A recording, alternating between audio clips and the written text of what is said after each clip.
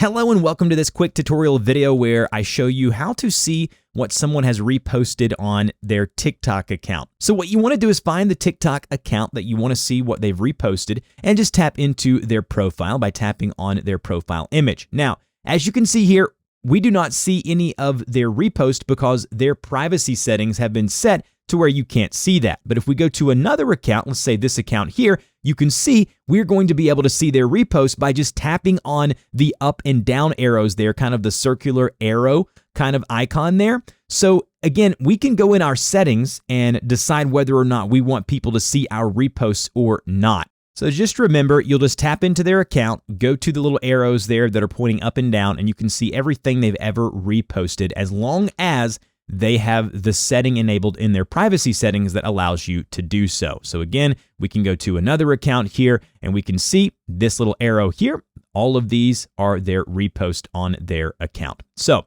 if you have any questions about how to do this, please put those in the comment section below, and I will see you guys in the next video.